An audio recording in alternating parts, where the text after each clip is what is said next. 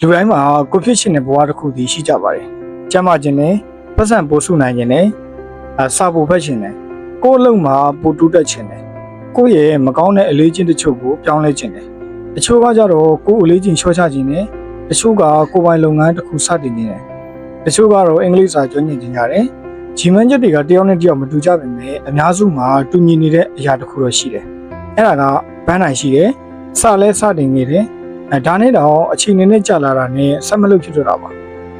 အစာပိုင်းမှာတော့စိတ်အားအပြည့်ရှိတယ်မနေ့ပြန်စာပြီးလေ့ကျင့်ခန်းလုပ်မယ်ဒီနေ့ကိုစာတနာကြီးဖတ်မယ်ညတိုင်းအလုပ်ပြီးရင် skate တစ်ခုလေးလာမယ်လာတာရတိုင်းမွေးစုမယ်အဲ့ဒီချိန်မှာကိုတော့ဒီတစ်ခါတော့တကယ်လုံးမယ်လို့ယူကြည်ထားတတ်ပါတယ်ရန်နေငယ်ကြတာတော့အလုပ်များတဲ့နေ့တွေရှိလာတယ်ပင်ပန်းတဲ့နေ့တွေရှိလာတယ်စိတ်မပါတဲ့နေ့ရှိလာတယ်တရက်ပြတ်တယ်နောက်တရက်ထပ်ပြတ်တယ်နောက်ဆုံးမှာအစကချမှတ်ထားတဲ့ပန်းနိုင်ကစိတ်ထဲမှာပဲကျန်ခဲ့တယ်အဲ့ဒီကလူများစုကငါဆွဲမရှိဘူးငါစီကံမရှိဘူးငါတခုခုစမ်းလိုက်တဲ့အဆုံးထိမသွားနိုင်ဘူးလို့ကိုယ့်ကိုအပြစ်တင်နေကြတယ်ဒါပေမဲ့တကယ်ဖြစ်နေတာကမိတ်ဆွေမတော်လို့လည်းမဟုတ်နိုင်ပါဘူးမိတ်ဆွေရည်မှန်းချက်ကမကောင်းလို့လည်းမဟုတ်နိုင်ပါဘူးပြဿနာကပန်းနိုင်ရှိပေမဲ့အဲ့ဒီပန်းနိုင်စီကိုမိတ်ဆွေကိုနေတိုင်းရွေးနေစေမယ့်စနစ်တစ်ခုမရှိသေးတာဖြစ်နေပါတယ်ဒီနေ့အကြောင်းအရာမှာတော့စာရေးဆရာဂျိန်းကလီယာရေးသားထားတဲ့ Atomic Habits စာအုပ်မှာဖော်ပြထားတော့အလေးချင်းတဲ့ဖြစ်တည်မှုဆိုင်ရာအယူဆတွေကိုအခြေခံပြီးပန်းနိုင်တဲ့စနစ်ပါကွာတယ်လေကိုယ့်ရဲ့ identity ကိုဘာကြောင့်အရင်ပြောင်းလဲဖို့လိုတယ်လဲသေးငယ်တဲ့လုပ်ရက်တစ်ခုကဘာကြောင့်ကြီးမားတဲ့အပြောင်းအလဲဖြစ်လာနိုင်တယ်လဲမပြတ်မကွက်ဆက်လုပ်နိုင်မယ့်စနစ်တစ်ခုကိုဘယ်လိုတည်ဆောက်နိုင်လဲအချိန်ပြတ်သွားတဲ့အခါဘယ်လိုပြန်ဆက်ရမလဲဆိုတာတွေကိုတစ်စင်ချင်းရှင်းပြပေးတော့ပါမယ်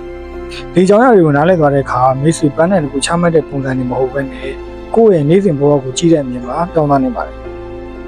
်ပန်းနိုင်တဲ့စနစ်ကလုံးဝမတူပါဘူးပထမဆုံးသိထားတဲ့က goal နဲ့ system ရဲ့ကွာခြားချက် goal ဆိုတာပန်းနိုင်ရည်မှန်းချက် system ဆိုတာအဲ့ဒီပန်းနိုင်စီရောက်ကိုနေ့စဉ်လှုပ်ဆောင်နေတဲ့ဒီလမ်းနဲ့လုပ်ငန်းစဉ်တွေကိုဆိုလိုပါတယ်ဥပမာဒီနေ့မှာစာအုပ်24ခုဖတ်မယ်ဒါကပန်းနိုင်တစ်လမှာစာအုပ်2အုပ်လုံးဖတ်ဖို့အချိန်သတ်မှတ်ထားတာညအိတ်ခန့်ဒီတိုင်းစာစင်မျက်နှာဖတ်တာဖုန်းကိုဝေးမှထားပြီးတော့စာပတ်ချိန်တည်တံ့ထားတာဒါတွေကစနစ်တွေကိုယ်လေးချင်းချောကြမယ်ဆိုရင်ဒါကပန်းနိုင်အစားအသောက်ကိုဘယ်လိုစားမယ်တပတ်ဘယ်နှစ်ရက်လေ့ကျင့်ခန်းလုပ်မယ်ဘယ်အချိန်အိပ်မယ်ဘယ်လိုစားသားတွေကိုလျှော့စားရမယ်ဒါတွေကစနစ်တွေအလုံးမှာပူကျွမ်းကျင်လာခြင်းနဲ့ဒါကပန်းနိုင်နေတိုင်းမိနစ်30တင်ယူတာတပတ်တစ်ခါကိုမတည်သေးတဲ့ skate တစ်ခုလေးလာတာ project အသစ်တစ်ခုနဲ့လက်တွေ့စမ်းသပ်တာဒါတွေကစနစ်တွေဒီကွာခြားချက်ကိုတခြားနားလည်ရင်အရေးကြီးတဲ့အချက်တစ်ခုကိုမြင်လာပါလိမ့်မယ်ပန်းနိုင်ကမိတ်ဆွေကိုဘယ်ကိုသွားခြင်းတလဲဆိုတာကိုပြောပြနိုင်တယ်စနစ်ကတော့အဲ့ဒီနေရာစီကိုမိတ်ဆွေကိုတကယ်ရွေးချစေတယ်လူများတို့ကပန်းနိုင်တစ်ခုချပြီးတဲ့အခါကို့မှာ plan ရှိပြီးသားလို့ထင်တတ်ပါတယ်တကယ်တော့ငါကိုလေးချင်း10ကီလိုချမယ်ဆိုတာ plan မဟုတ်ပါဘူးဒါကရလက်တစ်ခုကိုပေါ်ပြထားတာပဲဖြစ်ပါတယ်အရေးကြီးတာကမနေ့ပြန်နိုးလာတဲ့အခါမိတ်ဆွေပါလို့မလဲဒီမေးခွန်းကိုဖြေနိုင်တဲ့အရာကစနစ်ပါဘာကြောင့်ပန်းနိုင်တစ်ခုတည်းကိုအောက်ကိုလို့မရတာလဲပန်းနိုင်တွေမလိုအပ်ဘူးလို့ဆိုလို့တော့မဟုတ်ပါဘူးပန်းနိုင်ကအရေးကြီးပါတယ်ကိုဘေးကိုသွားနေလေဆိုတာကိုမသိဘူးဆိုရင်ရှေ့ဆက်ရမယ့်လမ်းလည်းမရှင်းနိုင်ပါဘူးပန်းနိုင်ကဥတီချက်ကိုပြီးပါတယ်ပြဿနာကပန်းနိုင်ကိုသာကြည့်ပြီးနေ့စဉ်လုပ်ငန်းစဉ်ကိုမကြည့်တဲ့အခါစတင်ပါတယ်ဥပမာကိုလေးချင်း10ကီလိုချခြင်းနဲ့လူ2ယောက်ရှိတယ်ဆိုပါလို့2ယောက်သလုံးမှာပန်းနိုင်တူတယ်ပထမလူကနေတိုင်းကိုလေးချင်းကိုပဲတိုင်းနေတယ်ဘာလို့မကြသေးတာလဲတပတ်ကြပြီဘာလို့မပြောင်းလဲသေးတာလို့ရလက်ကိုပဲစောင့်ကြည့်နေတယ်နောက်တစ်ယောက်ကကြတော့ဒီနေ့အာဟာရညီအောင်စားဖြစ်လားဒီနေ့လမ်းလျှောက်ဖြစ်လားဒီညာအိတ်ချိန်မှန်မလားဆိုတာတွေကိုပဲအောင်ဆိုင်တယ်ရပိုင်းအတွင်းမှာ2ယောက်သလုံးရဲ့ရလက်ကသိမကွာနိုင်ပါဘူးဒါအနေနဲ့ကြာလာတဲ့ခါမှာတော့ဒီတိုင်းကိုထိန်ချုံနိုင်တဲ့လုပ်ရက်ကိုအာရုံစိုက်ခဲ့တဲ့သူကတဖြည်းဖြည်းကွာလာပါလိမ့်မယ်အဲဒါကြောင့်ရလက်ကိုအချိန်တိုင်းမထိန်ချုံနိုင်နေနဲ့ကိုယ့်ရဲ့နေ့စဉ်လုပ်ရက်ကိုတော့ထိန်ချုံနိုင်ပါတယ်လူတွေကဘာကြောင့်စတင်ပြီးမှရက်သွားကြတာလဲလူများစုမှာဖြစ်လေရှိတဲ့ပုံစံတစ်ခုရှိတယ်ပန်းနိုင်အသစ်တစ်ခုချတဲ့အချိန်မှာစိတ်အားထက်သန်နေတတ်ပါတယ်အဲ့ဒီစိတ်အားထက်သန်နေတဲ့အချိန်ကိုအခြေခံပြီးတော့ plan ဆွဲလိုက်တယ်တနေ့ကို1နာရီချိန်သွားမယ်မနက်9နာရီထမယ်တနေ့စာမျက်နှာ90ဖတ်မယ်ညတိုင်း2နာရီလေ့လာမယ်စတင်တဲ့နေ့မှာတော့ကျွန်တော်တို့ဖြစ်နိုင်တယ်ဒုတိယနေ့မှာလည်းဖြစ်နိုင်တယ်တပတ်လောက်ကြာလာရင်အလုပ်များလာတယ်အေးအေးပြတ်တယ်ကိုလက်မကြီးမသာဖြစ်တယ်မိသားစုကိစ္စတစ်ခုရှိလာတယ်အဲ့ဒီမှာမူလ plan ကြီးကိုလုံးဝအားမရှိတော့ပါဘူးတရက်ပြတ်တယ်စိတ်ထဲမှာတော့ဒီနေ့ပြတ်သွားပြီမနေ့ကမှပြန်စမယ်လို့ဆိုတယ်မနေ့ပြန်လည်းပြတ်တယ်နောက်ဆုံးတော့စနစ်တစ်ခုလုံးပျောက်သွားတယ်အဲ့ဒီအချိန်မှာငါကစီကံမရှိဘူးဆိုပြီးကိုယ့်ကိုယ်ကိုအပြစ်တင်တယ်စီကံကအရေးကြီးပါတယ်ဒါပေမဲ့လူတစ်ယောက်ရဲ့စီကံနဲ့ဆရာထက်တန်မှုကနေတိုင်းတူညီနေမှာမဟုတ်ပါဘူး motivation ဆိုတဲ့စိတ်အားထက်သန်မှုကလည်းဒီနေ့ရှိပြီးတော့မနေ့ဖြစ်မှလည်းမရှိနိုင်တာမျိုးဖြစ်သွားနိုင်ပါတယ်။ဒါကြောင့် motivation ရှိနေခြင်းမှသာအလုပ်လုပ်နိုင်တဲ့စနစ်ကအားနည်းတဲ့စနစ်ပါ။ကောင်းတဲ့စနစ်ဆိုတာစိတ်မပါတဲ့နေ့တွေမှာတော့အနည်းဆုံးတော့ဆက်လုပ်နိုင်အောင်ဒီဇိုင်းဆွဲထားတဲ့စနစ်ဖြစ်ရပါမယ်။ဘဝကိုပြောင်းရင်ရလက်ထက်ဖြစ်တည်မှုကိုအရင်ပြောင်းပါ။ဒီပိုင်းကလည်းရေးကြည့်တယ်။လူများစုကငါဘာရကျင်လေလို့စတင်နေကြပါတယ်။ဂျင်ကလီယာရဲ့အယူဆထဲမှာပိုရေးကြီးတဲ့မိကုံးကငါဘယ်လိုလူတစ်ယောက်ဖြစ်ချင်ပြီလဲဆိုတာပါ။ဒါကို identity လို့ခေါ်တယ်။ဒီနေရာမှာ identity ဆိုတာကိုယ်နာမည်လူမျိုးအလုပ်အကိုင်ကိုပြောတာမဟုတ်ဘူး။ကိုယ့်ပုဂ္ဂိုလ်ဘယ်လိုလူတစ်ယောက်ဖြစ်သတ်မှတ်ထားတယ်လဲဆိုတဲ့အတွင်းကဖြစ်တည်မှုကိုဆိုလိုပါတယ်။ဥပမာငါစာအုပ်သုံးတယ်ဖတ်ချင်တယ်ဆိုတာရှာလက်ငါကနေတိုင်းစာဖတ်တဲ့သူဆိုတာ identity ငါဝေးရှာကျင်တယ်ဆိုတာကရှာလက်ငါကကျမ်းမာရေးကိုဗီဒီယိုဆိုင်တဲ့သူဆိုတာ identity ငါကစာရေးစရာဖြစ်ရှင်တယ်ဆိုတာရှာလက်ငါကနေတိုင်းစာရေးတဲ့သူဆိုတာ identity ရလက်ကိုပဲလိုက်နေရင်ရလက်မရသေးတဲ့ချိန်မှာကိုယ်ကြာရှုံးနေတယ်လို့ခံစားမိနိုင်ပါတယ်။ identity ကိုအခြေခံထားရင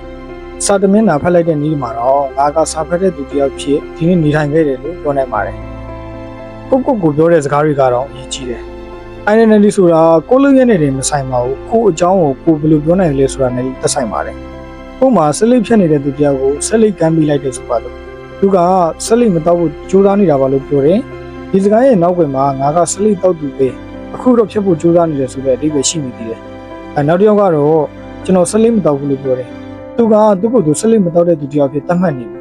။ဒီစကားနှုန်းကအပြင်မှငါကြည့်ရင်သိမကွာတယ်လို့ထင်ရတယ်။စိတ်ထဲမှာတော့ identity ကမတူဘူး။တစ်ယောက်ကအဟောင်းကိုဖျက်ဖို့ကြိုးစားနေတယ်။နောက်တစ်ယောက်ကတော့အသစ်ကိုလက်ခံနေတယ်။ကိုလုံးနေတဲ့ຢာတွေကကိုအကြောင်းကိုပြန်သတ်မှတ်ပေးနေတယ်။လူတစ်ယောက်ရဲ့ identity ဟာစိတ်ထဲမှာငါကဒီလိုလူလို့တွေးနေုံနဲ့မခိုင်မာလာပါဘူး။ကိုနေတိုင်းဘာလုံးနေတယ်လဲဆိုတဲ့အရာတွေကပဲကို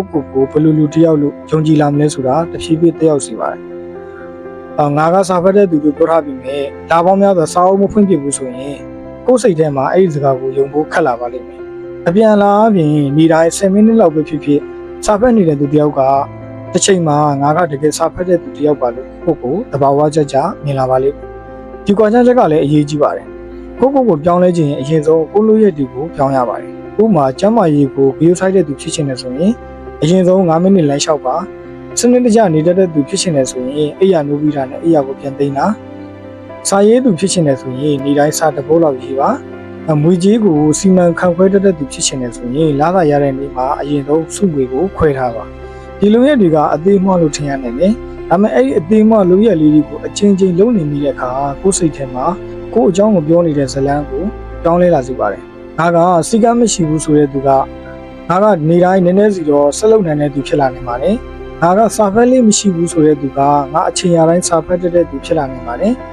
ငါအလုပ်တွေစာပြီးမပြီးသေးဘူးဆိုတဲ့သူကငါအနည်းဆုံးတစ်ခုခုတော့ပြီးအောင်လုပ်တဲ့သူဖြစ်လာနေပါတယ်အဓိကကကိုစကားနဲ့အတင်းယုံကြည်ခိုင်းဖို့မဟုတ်ပါဘူးကိုယုံကြည်လာနိုင်မဲ့အထောက်အထားတွေကိုကိုယ်တိုင်နေတိုင်းဖန်တီးပြီးဖို့ပါတင်နေတဲ့ identity ကောင်းတော့မှာမဟုတ်ပါဘူးအလုပ်တစ်ခုကိုအချိန်ချင်းပြန်လုပ်လိုက်တိုင်းငါကဒီလိုလူတစ်ယောက်ဖြစ်နေပြီဆိုတဲ့ခံယူချက်ကတဖြည်းဖြည်းခိုင်မာလာပါတယ်ဒါကြောင့်ကိုဖြစ်ချင်တဲ့လူကိုစိတ်ကူးနေုံနဲ့မရက်ပါနဲ့ဒီနေ့အဲ့ဒီလူတယောက်လုပ်ရမယ့်အရာတွေကအသေးဆုံးတစ်ခုကိုစားလို့ကြည့်ပါအချိန်ကြာလာတဲ့အခါကိုကြိုးစားပြီးတော့ပြောင်းလဲနေရတဲ့သူမဟုတ်တော့ပဲနဲ့ကိုလုံးနေကြအရာတွေနဲ့ကိုက်ညီတဲ့လူတယောက်ဖြစ်သဘောပေါက်ချက်ပြောင်းလဲလာပါလိမ့်မယ်အလေးချင်းတစ်ခုတည်ဆောက်ရမှာအကြီးကြီးဆောက်ဖို့မလိုပါဘူးလူတယောက်အလေးချင်းတစ်ခုစတင်ခြင်းတဲ့အခါအရန်ကြီးတာတွေကိုလုပ်ချင်တတ်ကြပါတယ်ဒီနေ့ကိုစာအုပ်တစ်နာရီဖတ်မယ်ညတိုင်း2နာရီလေ့လာမယ်စရာထက်သန်နေတဲ့အချိန်မှာတော့ဒါတွေကအရန်ကြီးကောင်းပါတယ်တကယ်လို့တော့အခက်အခဲရှိနေတဲ့နေ့မှာတော့မပြတ်အောင်ဆက်လုပ်နိုင်ဖို့ပါဒီနေရာမှာ minimum action အနည်းဆုံးလုပ်ဆောင်ခြင်းဆိုတဲ့အယူဆကိုအသုံးချနိုင်ပါတယ်လုပ်ချင်တဲ့အလုပ်ကိုမလုပ်ဘဲနေတာထက်လုပ်လိုက်တာကတော့ပူလွယ်တယ်လို့ခံစားလာရအောင်တနာရီစာဖတ်ဖို့ခက်လားစာတစ်မျက်နှာပဲဖတ်ပါဂျင်းကိုတနာရီတော့ဖို့ခက်လားအိမ်မှာထိုင်ထား9ချိန်ပဲလုပ်ပါစာရေးဖို့ခက်လားစာကြောင်းတစ်ကြောင်းပဲရေးပါတနာရီ scale လေ့လာဖို့ခက်လား9မိနစ်ပဲလေ့လာပါအခုတော့သတိထားရမယ် minimum action ရဲ့ရည်ရွယ်ချက်ကတရက်တည်းနဲ့အများကြီးတိုးတက်ဖို့မဟုတ်ပါဘူးလုံးဆောင်ချက်ကိုမပြတ်ဖို့ပါဒီနေ့စာတမျက်နှာပဲဖတ်နိုင်တယ်ဆိုရင်တော့မိတ်ဆွေကစာမဖတ်တဲ့သူမဖြစ်သွားပါဘူးငါကစာဖတ်တဲ့သူဆိုတဲ့ identity ကိုမတမဲပေးပြီးသားဖြစ်သွားပါလိမ့်မယ်အလုပ်တစ်ခုမှာအခက်အခဲဆုံးຢာကစတင်ပြီးဖြစ်တတ်တယ်အလုပ်တစ်ခုလုပ်တဲ့အခါစတင်ရတာကအခက်အခဲဆုံးဖြစ်တတ်ပါတယ်စာဖတ်နေရင်လည်းနောက်တစ်မျက်နှာဆက်ဖတ်ဖို့ကလွယ်တယ်စာအုပ်ကိုပထမဆုံးလက်ထဲကုပ်ကင်မှုကခက်တယ် လေ့ကျင့်ခန်းစလုပ်ပြီး10မိနစ်ကြာလာရင်ဆက်လုပ်ဖို့လွယ်လာနေပါတယ်ဆိုဖာပေါ်ကနေထားဖို့ကခက်တယ်ဒီအကြောင်းကိုအရင်နားလည်လွယ်ဖို့ activation energy ဆိုတဲ့အသုံးနှုန်းနဲ့တွေ့ကြည့်နိုင်ပါတယ်အသေးပေကတော့အလုပ်တစ်ခုကိုစတင်လှုပ်ဆောင်နိုင်ဖို့လိုအပ်တဲ့အစာပိုင်းတွန်းအောင်ရက်နေတဲ့ဘိန်းတစ်ဘိန်းကိုပထမဆုံးစတွန်းရတာကအားပိုလိုတယ်ဘိန်းနေလာပြီဆိုရင်ဆက်တွန်းရတာကပိုလွဲလာတယ်လူရဲ့လုံရအချုပ်မှလည်းအဲ့လိုပါပဲဒီအကြောင်းကြောင့် minimum action ကလည်းအရေးကြီးလာတာပါတနားကြီးစားလို့ဖို့မစင်သားပဲနဲ့9မိနစ်ပဲစလုပ်မယ်လို့ဆိုလိုက်ပါမိတ်ဆွေတကယ်9မိနစ်နဲ့ရက်သွားလဲအဆင်ပြေပါတယ်တချို့နေ့တွေမှာတော့စတင်ပြီးလိုက်တာနဲ့လုပ်ချင်စိတ်ဆက်ပေါ်လာနေပါတယ်အဓိကအလုပ်ကိုပြီးအောင်လုပ်ဖို့မစင်သားခင်စတင်ဖြစ်ဖို့အရင်လုပ်တာပါစနစ်တစ်ခုကိုနေ့စဉ်ဘဝထဲရောက်အောင်လုပ်ဖို့က trigger တစ်ခုလိုပါတယ် trigger ဆိုတာအခုဒီလိုရမယ့်အချိန်ရောက်ပြီလို့ဥနောက်ကိုသတိပေးတဲ့အချက်ပြမှုပါဥပမာအချိန်ရရင်စာဖတ်မယ်ဆိုတာကမရှင်းလင်းပါဘူးဘယ်အချိန်မှလဲမနက်မှလားညမှလားဘယ်နေရာမှလဲအဲ့ဒါကြောင့်မလုပ်ဖြစ်ဖို့အရန်လွယ်တယ်အဲ့ဒီစာညသာစားပြီးတာနဲ့စာဖတ်မယ်ဆိုရင်ဥနောက်အတွက်အချက်ပြမှုရှိလာပါတယ်ညသာစားပြီးစာဖတ်ရမယ့်အချိန်ဥပမာတချို့ကြည့်အောင်မနက်တော့တိုက်ပြီးတာနဲ့ထိုင်တာ9ချိန်လုပ်မယ်နေ့လည်စာစားပြီးတာနဲ့10မိနစ်လမ်းလျှောက်မယ်ဂျုံရောက်ပြီးကွန်ပျူတာဖွင့်တာနဲ့ဒီနေ့အတွက်အရေးကြီးဆုံးအလုပ်3ခုရေးမယ်အဲ့ရဝန်ခံဒီဖုန်းအားသွင်းလိုက်တာနဲ့စာတမျက်နှာဖတ်မယ်ဒီလိုကိုလုံးနေကြအလေးချင်းတစ်ခုရဲ့နောက်မှာအလေးချင်းအသစ်ကိုချိတ်ဆက်တာကို habit stacking လို့ခေါ်ပါတယ်အလွယ်ပြောရရင်တော့အလေးချင်းဟောင်းတစ်ခုကိုအလေးချင်းတစ်ခုအတွက်သတိပေးခလုတ်အဖြစ်သုံးလိုက်တာပါtrigger သတ်မှတ်ပြီးသွားရင်လုပ်ရမယ့်အလုပ်ကိုလွယ်အောင်လုပ်ထားဖို့လိုပါတယ်ဒီဘိုင်းမှာလူများစုမှားကြတယ်trigger ကမနက်မိုးတာနဲ့လေ့ကျင့်ခန်းလုပ်မယ်ဆိုပြီးတော့ကောင်းကောင်းသတ်မှတ်ထားတယ်။ action ကတနာရီပြီးမယ်ဆိုပြီးတော့ကြီးသွားတယ်။အလိုများတဲ့နေ့ရောက်လာရင်ပြတ်သွားနိုင်ပါတယ်။အဲ့ဒီအစားမနက်မိုးတာနဲ့အားကစားဝတ်ဆောင်ဝင်မယ်ဒါမှမဟုတ်ထိုင်ထား9ချိန်လုပ်မယ်လို့စလိုက်ပါ။ဘယ်လုံးနေတယ်လို့ထင်နေပါတယ်။အဲ့ဒါပဲလိုတာပါ။အစမှာမိတ်ဆွေကြိုးစားနေတာ fitness result မဟုတ်သေးပါဘူး။လေ့ကျင့်ခန်းလုပ်တဲ့သူတရားကိုဖြစ်လာအောင် identity တည်ဆောက်နေတာပါလူဦးနောက်ကရရှိအကျိုးကျေးဇူးထက်ချက်ချင်းခံစားရတဲ့စိတ်ကျဉ်းမှုကိုပို့ပြီးတော့တုံ့ပြန်လေးရှိတယ်။ဒါကြောင့်အလေးချင်းတစ်ခုလုပ်ပြီးတဲ့အခါငါလုံးနိုင်ခဲ့ပြီဆိုတဲ့အောင်မြင်မှုခံစားချက်တစ်ခုပေးသင့်ပါတယ်။ဒါကို reward ဆုလက်လို့ခေါ်ပါတယ်။ဆုလက်ဆိုတာပစ္စည်းဝယ်တာစားတော့စားတာမျိုးတွေဖြစ်နေဖို့မလိုပါဘူး။ habit tracker မှာအမှန်ကြီးလေးချစ်တာဖြစ်နိုင်ပါတယ်။ calendar မှာလုပ်ပြီးတဲ့နေ့ကိုအမှန်ကြီးချစ်တာဖြစ်နိုင်ပါတယ်။ကိုဒီနေ့လဲငါမပြတ်ကွက်ခဲ့ဘူးလို့အသိမှတ်ပြုတာဖြစ်နိုင်ပါတယ်ဒီလိုအောင်မြင်မှုခံစားချက်နဲ့ဒိုပါမင်းလိုကိုနောက်ရဲ့ဆူလန်တုံ့ဆော်မှုနဲ့စနစ်တွေကဆက်ဆက်နေပါတယ်အရေးကြီးတာကလုံးဆောင်ချက်ကအခက်အခဲတစ်ခုလိုမခံစားရပဲပြင်းမြောက်ခြင်းနဲ့ကျဉ်းနှံမှုကိုဆက်ဆက်လာဖို့ပါ Don't break the chain စက်တိုက်လှုပ်လာတဲ့အလေးချင်းကိုမြင်အောင်လုပ်ပါကိုလုံးနေတဲ့တိုးတက်မှုကိုမြင်နိုင်တာကအရင်အားကောင်းပါတယ်ဒါကြောင့် Don't break the chain ဆိုတဲ့နည်းလမ်းကိုအသုံးချနိုင်ပါတယ်အရေးပဲကအလေးချင်းကောင်းတစ်ခုကိုနေ့စဉ်မပြတ်အောင်ဒီဇိုင်းမမှန်လှုပ်ဆောင်နိုင်ရင်အသုံးပြုသည့်နည်းလမ်းတစ်ခုလို့ဆိုလိုနိုင်ပါတယ်။ကလင်ဒါတစ်ခုထားပါ။စာဖတ်ပြည့်တဲ့နေ့တိုင်းအမှန်ကြီးလေးလုပ်ပါ။လေ့ကျင့်ခန်းလုပ်ပြည့်တဲ့နေ့တိုင်းအမှန်ကြီးလေးလုပ်ပါ။အင်္ဂလိပ်စာလေ့လာပြည့်တဲ့နေ့တိုင်းအမှန်ကြီးလေးလုပ်။ဒီလိုနဲ့1ရက်2ရက်တပတ်လောက်ကြာလာတဲ့အခါဇက်တိုက်ဖြစ်နေတဲ့အမှတ်တွေကိုမြင်ရပါပြီ။အဲဒီအချိန်မှာဒီနေ့လုပ်ချင်တာဆိုတဲ့မိကုန်းထက်ငါဆူထားတဲ့အမှန်ကြီးလေးတွေကိုမပြတ်စေချင်ဘူးဆိုတဲ့စိတ်ဖြစ်လာနိုင်ပါတယ်။ဒီနည်းလမ်းရဲ့တကယ်တမ်းကအောင်မြင်မှုကိုမျက်စိနဲ့မြင်ရတာပါ။ခိုင်မာတဲ့စနစ်တစ်ခုမှာလူများစုမေ့လို့ရှိတဲ့အပိုင်းတစ်ခုရှိပါတယ်။အဲ့ဒါကတော့အရန်အစီအစဉ်ပါ။လူများစုကစနစ်တစ်ခုစာဆွဲတဲ့အခါနေတိုင်းဘယ်လိုလုပ်မလဲဆိုတာပဲစဉ်းစားကြတယ်။နောက်ထပ်မေးခွန်းတစ်ခုကိုမေးနေတယ်။မလုံနိုင်တဲ့နေ့တွေရောက်လာရင်ငါဘာလုပ်မလဲ။အားကြောင့်လဲဆိုတော့အမြဲတမ်းအစီအစဉ်နေတဲ့နေ့ကြီးမရှိပါဘူး။ဖျားမယ်၊အလုံးများမယ်၊ခရီးသွားမယ်၊အရေးပေါ်ကိစ္စရှိလာမယ်၊အေးရေးပြတ်မယ်၊စိတ်ပင်ပန်းမယ်။ဒီယာမီတွေကတစ်ခုခုဖြစ်လာမယ်ဆိုတာသိကြတဲ့လောက်ပါပဲ။အဲ့ဒီအချိန်တွေအတွက်ပလန်မရှိဘူးဆိုရင်တရက်လွဲတာကတစ်ပတ်ဖြစ်လာနိုင်ပါတယ်အဲ့ဒီစာကိုစိတ်မြဲတစ်ခုချတာပါတရက်လွဲရင်နောက်နေ့ minimum action နဲ့ပြန်စားမယ်ဥပမာအနေနဲ့ပုံမှန်တနာရီလေ့ကျင့်ခန်းလုပ်နေရကဖြတ်သွားတယ်ပြန်စားတဲ့နေ့မှာတနာရီအပြည့်မလုပ်နိုင်ရင်9မိနစ်လုပ်တာပုံမှန်စာမျက်နှာ20ဖက်နေရကချက်အနေငယ်ပြတ်သွားတယ်စာတမျက်နှာနဲ့ပြန်စားတာအဓိကပြတ်သွားတဲ့အခါမှာအရင်လှုပ်ခဲသလားချက်ချင်းပြန်လို့မဟုတ်ပါဘူးစနစ်တွေကိုအများဆုံးပြန်ဝင်ဖို့ပါအရှင်ပြချင်းကကြာရှုံးခြင်းမဟုတ်ပါဘူးဒီချက်ကိုတေချာမထားတာတင်ပါတယ်တရက်မလုပ်ဖြစ်တာကအလေးချင်းပြတ်သွားတာမဟုတ်ပါဘူးတပတ်လောက်အရှင်ပြတ်သွားတာကလည်းတင်မအောင်မြင်တော့ဘူးလို့မဆိုနိုင်ပါဘူးအရေးကြီးတာကလွဲချော့သွားတဲ့အချိန်ကနေဘလောက်မြင်မြန်ပြန်ဝင်နိုင်လဲဆိုတာပါစနစ်မရှိတဲ့သူကပြတ်သွားပြီဆိုတော့နောက်လာမှပြန်စားမယ်လို့လုပ်တတ်ပါတယ် စနစ်ရှိတဲ့သူကပြတ်သွားပြီးဒီနေ့ minimum action နဲ့ပြောင်းဝင်မယ်လို့လုပ်ပါတယ်ဒီကွာခြားချက်သေးသေးလေးကရရှိမှအရန်ကြီးကွာသွားနေပါတယ်မသိစိတ်ကလုံးဆောင်လာတဲ့အထိထက်ခါလုပ်ပါအလေးချင်းစတင်တဲ့အချိန်မှာသတိထားပြီးလုပ်ရပါတယ်အခုစာဖတ်ရမယ်အခုလေ့ကျင့်ခန်းလုပ်ရမယ်ဒီနေ့မပြည့်ရဘူးလို့ကိုသတိပေးနေရတယ်အချိန်ကြာလာတာနဲ့တဖြည်းဖြည်းလွယ်လာပါတယ်ဒီနေရာမှာ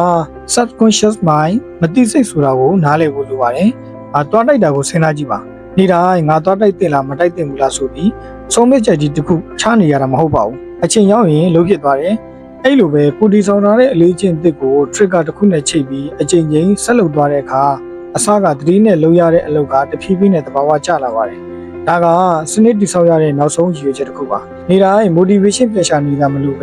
ဲအချိန်ရောက်လာတာနဲ့လှုပ်ဖြစ်နေတဲ့ဘဝတစ်ခုတည်ဆောက်ဖို့ပါ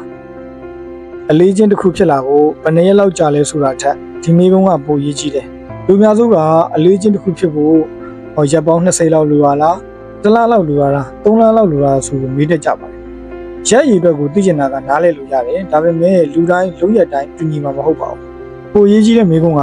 ဒီအလုပ်ကိုလုပ်ဖို့ငါကအမြဲတမ်းအတင်းအကျပ်လုပ်ခိုင်းနေရသီလားဆိုတာပါမနဲ့နိုးပြီးတာနဲ့စာဖတ်ဖို့တဘာဝကြကြသတိရလာပြီလားအလုပ်ပြီးတာနဲ့လေ့ကျင့်ခန်းလုပ်ဖို့အလိုလိုပြင်ဆင်လာပြီလားရုံးရောက်တာနဲ့ဒီနေ့အတွက်အရေးကြီးဆုံးအလုပ်ကိုအလိုလိုချရေးမိလာပြီလားဒီလိုဖြစ်လာရင်အဲ့ဒီလုပ်ရက်ကတင်းဖို့ရတဲ့တဖြည်းဖြည်းဝင်လာနေပါပဲအချိန်ဘယ်လောက်ကြာပြီလဲဆိုတာထက်အလေးအကျင့်ကကိုယ်နေ့စဉ်ဘဝရဲ့ပုံမှန်အစိပ်ပိုင်းဖြစ်လာပြီလားဆိုတာကိုကြည့်တာကကိုအသုံးဝင်ပါတယ်ဒီလို user တွေကစာဖတ်တာလေ့ကျင့်ခန်းလုပ်တာအတွက်ပဲမဟုတ်ပါဘူးလုပ်ငန်းခွင်မှာလည်းအသုံးချနိုင်ပါတယ်ဥပမာယာရုတိုးကျင်နေဆိုတာကပန်းနိုင်ပါ identity ကိုတော့ငါကနေတိုင်းကိုယ့်အရေးချင်းကိုတိုးတက်အောင်လုပ်နေတဲ့ professional တယောက်လို့သတ်မှတ်နိုင်ပါတယ်ပြီးရင်စနစ်တည်ဆောက်ပါဂျုံရောက်ပြီးတော့ကွန်ပျူတာဖွင့်တာနဲ့ဒီနေ့အတွက်အရေးကြီးဆုံးအလုပ်၃ခုကိုရေးမယ်နေ့လည်သာစားပြီး skill တစ်ခုကို15မိနစ်လေ့လာမယ်အလုပ်ပြီးကနေရင်ဒီနေ့ဘာပြီးပြီလဲဆိုတော့9မိနစ်ပြန်သုံးသပ်မယ်အလုပ်များတဲ့နေ့ဒီမှာ15မိနစ်မရရင်9မိနစ်လုပ်မယ်တရက်ပြည့်ရင်နောက်နေ့ပြန်ဝင်မယ်ဒီလိုစနစ်ရှိတဲ့အခါယာရုဘယ်နေ့တိုးမလဲဆိုတဲ့ကိုမထိန်ချုံနိုင်တဲ့ရလဒ်ကိုစောင့်နေတာထက်ဒီနေ့ကိုပါလုံးနိုင်တယ်လေဆိုရဲကိုထိန်ချုံနိုင်တဲ့အရာကိုအာရုံစိုက်လာနေပါတယ်မနေ့ပြန်လာစားပြီးမိတ်ဆွေရဲ့ကိုပိုင်စနစ်တစ်ခုကိုတိစောက်ကြည့်ပါဒီဗီဒီယိုကြည့်ပြီးကောင်းတယ်လို့ခံစားလိုက်ရုံနဲ့မလုံလောက်ပါဘူးလက်တွေ့စမ်းကြည့်ပါမနေ့ပြန်လာစားပြီးစနစ်တစ်ခုတည်းကိုရွေးပါပထမဆုံးကိုမေးကြည့်ပါငါဘယ်လိုလူတစ်ယောက်ဖြစ်ရှင်တယ်လဲ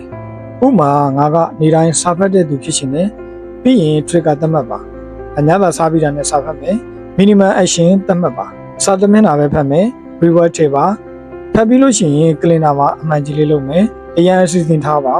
မလုပ်ဖြစ်တဲ့နေ့တွေရှိလာရင်နောက်နေ့တမင်တာနေ့ပြန်စမယ်ဒါပါပဲစနစ်ကကြီးမားပြီးရှုပ်ထွေးနေဖို့မလိုပါဘူးတကယ်ကောင်းတဲ့စနစ်ကလုံးနိုင်လောက်အောင်ရိုးရှင်းပြီးတော့မပြတ်လောက်အောင်တင်းငယ်ပြီးအချိန်ချင်းပြန်လုံးနိုင်အောင်လက်တွေ့ချနေရပါမယ်အဆုံးသတ်အနေနဲ့တခါတလေကျွန်တော်တို့ကဘဝကိုပြောင်းလဲဖို့ကြီးမားတဲ့အရာတစ်ခုလိုတယ်လို့ထင်တတ်ပါတယ်ကြီးမားတဲ့ဆုံးဖြတ်ချက်တွေကြီးမားတဲ့အခွင့်အရေးတွေကြီးမားတဲ့ motivation တွေတနေ့ကနေတနေ့ချက်ချင်းပြောင်းလဲသွားမယ့်အရာတစ်ခုတကယ်တော့ဘဝအများစုကအဲ့လိုမပြောင်းလဲပါဘူးနေ့တိုင်းထက်ခါလုပ်နေတဲ့အရာတွေကနေတဖြည်းဖြည်းပြောင်းလဲလာတာပါဒီနေ့စာတမျက်နှာဒီနေ့လေ့ကျင့်ခန်း9မိနစ်ဒီနေ့ပတ်စံနည်းနည်းစုခြင်းဒီနေ့ကိုယ့်အလုပ်အတွက်15မိနစ်လေ့လာခြင်းဒီနေ့စာတစ်ပတ်ရေးခြင်းအခုချင်းစီကိုကြည့်ရင်ဘာမှမထူးခြားသလိုထင်ရပါတယ်ရက်တွေလတွေနှစ်တွေကြာလာတဲ့အခါအဲ့ဒီလောက်ရသေးသေးလေးတွေရဲ့စုစုပေါင်းကသင်ဘဝရဲ့ဥတီယာကိုပြောင်းလဲသွားနိုင်ပါတယ်အဲ့ဒါကြောင့်ပန်းနိုင်တစ်ခုချပြီးတိုင်းပန်းနိုင်ကိုပဲထိုင်ကြည့်နေပါနဲ့ကိုမေးပါဒီပန်းနိုင်ကိုရရှိရတဲ့လူတစ်ယောက်ကနေတိုင်းဘယ်လိုနေထိုင်မလဲပြီးရင်အဲ့ဒီလူရဲ့လောက်ရတဲ့ကအလွယ်ဆုံးတစ်ခုကိုဒီနေ့စလုပ်ပါကြီးဖို့မလိုပါဘူးပြည့်စုံဖို့လည်းမလိုဒီနေ့အတွက်မဲတမဲမနှက်ပြန်အတွက်မဲတမဲနောက်တစ်နေ့အတွက်မဲတမဲအချိန်ကြာလာတဲ့အခါမိတ်ဆွေစိတ်ကူးခဲ့တဲ့လူတစ်ယောက်ဖြစ်လာဖို့ကြိုးစားနေရတာမဟုတ်တော့ဘဲနဲ့မိတ်ဆွေကအဲ့ဒီလူဖြစ်နေထိုင်ပြီးသားဖြစ်လာပါလိမ့်မယ်ပန်းနိုင်ကမိတ်ဆွေသားခြင်းတဲ့နေရာကိုဖော်ပြပေးပါတယ်စနစ်ကအဲ့ဒီနေရာစီနေတိုင်းခေါ်သွားပေးပါတယ်မိတ်ဆွေရဲ့နေ့စဉ်လူရက်တွေကတော့မိတ်ဆွေနောက်ဆုံးဘယ်လိုလူတစ်ယောက်ဖြစ်လာမလဲဆိုတာကိုတိတ်တိတ်လေးဆုံးဖြတ်ပေးနေပါတယ်ဒါကြောင့်ဒီဗီဒီယိုပြီးသွားတဲ့နောက်ကိုပြန်မေးကြည့်ပါဘာဖြစ်ရှင်တဲ့လူတစ်ယောက်အတွက်ဒီနေ့ဘယ်လိုမဲတမဲပေးမလဲဆိုတဲ့မေးခွန်းလေးပေါ့အားလုံးကိုကျေးဇူးတင်ပါတယ်နောက်ဗီဒီယိုမှာပြန်တွေ့ကြမယ်နော်